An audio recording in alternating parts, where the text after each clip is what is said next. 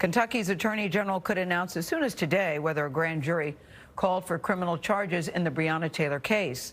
The Louisville police officers who killed the emergency medical worker in her home during a botched drug raid have been under investigation for several months. This morning, buildings in downtown Louisville are boarded up in case of protest, and the city has already declared a state of emergency. Our national correspondent, Jerika Duncan, is there. Jerika, good morning to you. What's the Attorney General saying? Good morning, Gail. He's not saying much, but sources tell CBS News that an announcement is imminent, likely happening this week. No matter what the decision, though, businesses and restaurants, as you can see in this popular downtown area, are boarded up, and the mayor and police chief here say they're ready.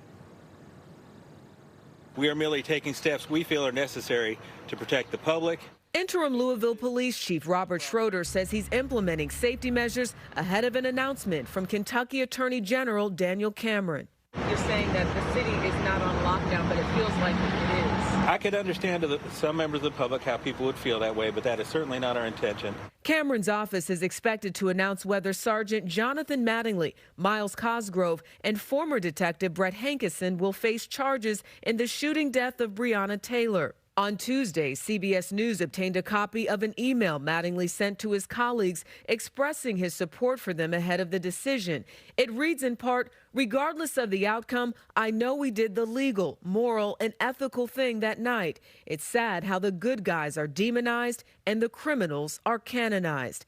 I asked the police chief about Mattingly's message. That's a situation that's currently developing. It's simply too premature at this time to talk about it. CBS News also obtained the more than 1,200 crime scene photos from the March 13th shooting that left Taylor dead. Police used a no-knock warrant to raid her apartment looking for drugs and money. Taylor's boyfriend, Kenneth Walker, says he assumed the police were intruders and fired one shot. Police fired back, hitting Taylor 5 times. Bullets were found all over the apartment and in neighboring units. Police never found what they were looking for.